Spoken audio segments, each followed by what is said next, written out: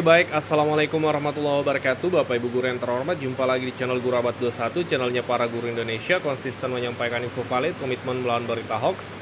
Di video kali ini Bapak Ibu ada dua informasi yang akan kita ulas. Yang pertama, apa kabar untuk TPG Triwulan 1 untuk teman-teman yang sudah SKTP tapi belum cair hingga hari ini. Yang kedua, kita akan ulas seperti apa regulasi yang perlu dipahami oleh teman-teman guru terkait pemberhentian TPG TW2. Jangan sampai Bapak Ibu termasuk yang diberhentikan TPG-nya di triwulan 2 karena regulasinya ada Bapak Ibu, baik dari Kemenak maupun dari Kementerian Pendidikan. Ini perlu kita pahami sama-sama.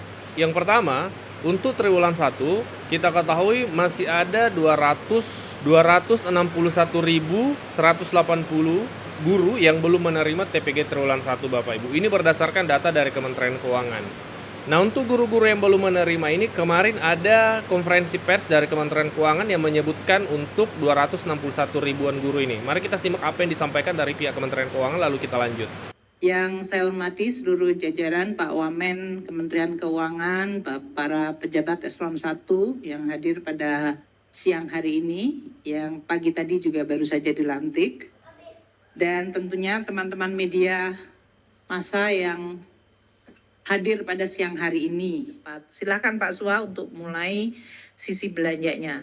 Dan untuk penyaluran tahap pertama sudah disalurkan sebesar 14,75 triliun untuk 1,26 juta guru. Sisanya sekitar 261 ribu guru lagi akan kita selesaikan pada bulan ini. Dan dengan dia sudah selesai, maka nanti penyaluran tahap keduanya yaitu pada bulan mulai di triwulan kedua akan bisa dilakukan dengan lebih cepat. Sisanya sekitar 261 ribu guru lagi akan kita selesaikan pada bulan ini. Nah, tadi Bapak Ibu kita sudah menyimak bahwa dari pihak Kementerian Keuangan itu menyampaikan bahwa akan menuntaskan pencairan TPG triwulan 1 untuk guru sejumlah 261.180 yang belum menerima triwulan satunya Bapak Ibu. Semoga ini terrealisasi, maka kalau ini terrealisasi idealnya tuntas di 28 Mei Bapak Ibu. 28 Mei, karena kalau 29-30 itu kan sudah tanggal merah dan cuti bersama seperti itu Bapak Ibu. Jadi kita tunggu ya, semoga paling lambat besok atau lusa sampai 28 Mei itu sudah terrealisasi. Nah, yang kedua, ini perlu dipahami juga terkait regulasi pemberhentian TPG, baik TW1, 2, 3, dan 4. Mari kita ulas. Oke. Kita bahas satu persatu, kita mulai dari Kementerian Agama, lalu kita melangkah ke Kementerian Pendidikan, disimak sampai tuntas supaya Bapak Ibu ada tambahan informasi ya. Nah, untuk Kementerian Agama Bapak Ibu ya, itu juknis yang masih berlaku saat ini yaitu Keputusan Direktur Jenderal Pendidikan Islam nomor 7174 tahun 2023. Tapi masih berlaku hingga 2024 ya, 2025 karena belum ada juknis baru. Nah, di regulasi ini terkait petunjuk teknis pembayaran tunjangan profesi bagi guru, kepala, dan pengawas madrasah. Nah, dalam juknis ini Bapak Ibu disebutkan bahwa di bagian ketentuan khusus itu dijelaskan di bagian kedua, tunjangan profesi tidak dibayarkan kepada siapa saja yang tidak dibayarkan tunjangan profesinya berdasarkan juknis Kemenak. Yang pertama, guru, kepala, dan pengawas madrasah yang tidak hadir totalnya 3 hari atau lebih dalam bulan berjalan tanpa keterangan yang sah. Sekali lagi, tidak hadir kumulatif 3 hari atau lebih dalam bulan berjalan tanpa keterangan yang sah. Jadi kalau Bapak Ibu absent atau tidak hadir tanpa keterangan yang sah selama 3 hari dalam 1 bulan, itu Bapak Ibu sudah masuk kategori guru yang tidak dibayarkan tunjangan profesinya. Jadi perlu diantisipasi untuk rekan-rekan guru Kemenak. Kemudian yang kedua, guru, kepala, dan madrasah dan pengawas madrasah yang melaksanakan cuti sakit lebih dari 14 hari. Jadi untuk guru-guru, kepala, madrasah, pengawas madrasah, maksimal toleransi untuk sakit itu adalah 14 hari kerja. Itu masih tetap dibayarkan tunjangan profesinya. Lebih dari itu Bapak Ibu, itu tidak bisa lagi dibayarkan tunjangan profesinya lebih dari 14 hari. Ini sesuai regulasi yang kami sampaikan Bapak Ibu ya, kita bisa baca sama-sama.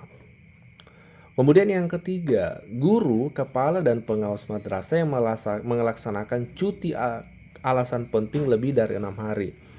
Nah, Cuti kan bisa saja Bapak Ibu karena alasan penting, misalnya ada keluarga yang sakit atau dan keperluan lain yang mendesak, itu kan kita bisa ajukan cuti.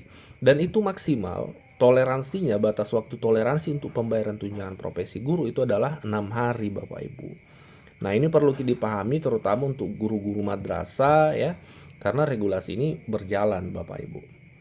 Nah, ini yang ketiga, kita lanjut ke yang keempat. Yang keempat adalah guru kepala dan pengawas madrasah yang melaksanakan cuti di luar tanggungan negara. Nah, kalau cuti di luar tanggungan negara ini kan umum nih, sepertinya di Kementerian Pendidikan juga berlaku. Kemudian yang kelima, guru kepala dan pengawas madrasah melaksanakan ibadah haji atau umroh dengan biaya sendiri tanpa menggunakan hak cuti besar. Jadi kalau pergi umroh atau haji itu boleh saja dibayarkan tunjangan profesinya dengan catatan menggunakan hak cuti besarnya. Ya, jadi harus ada keterangan cuti besar. Kemudian yang keenam, guru kepala dan pengawas madrasah yang melaksanakan studi perkuliahan ya atau tugas belajar menggunakan biaya dari pemerintah sponsor pada bulan ke-7 sejak perkuliahan dimulai dan dibayarkan kembali saat masa tugas belajarnya selesai. Nah, sekarang kan rame nih beasiswa LPDP sudah dibuka. Nah, kalau Bapak Ibu lulus salah satu beasiswa misalnya LPDP, itu tetap dibayarkan tunjangan profesinya. Nanti dihentikan pada bulan ke-7 nih. Ini bagusnya karena jadi awal beasiswa bulan pertama sampai bulan ke-6 itu tetap menerima, nanti di bulan ke-7 baru tunjangan profesinya dihentikan. Nanti dilanjutkan kembali kalau tugas belajarnya sudah selesai. Nah, ini nih 6 kategori guru di naungan Kemenak yang tunjangan profesinya dihentikan. Ini perlu dipahami dan diantisipasi jangan sampai terjadi ke depan karena tidak paham regulasi ini ya. Oke, sekarang kita melangkah ke naungan Kementerian Pendidikan.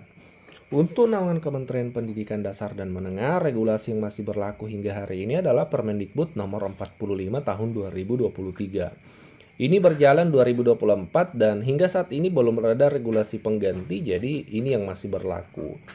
Nah, ini terkait Juknis tunjangan guru ASN daerah.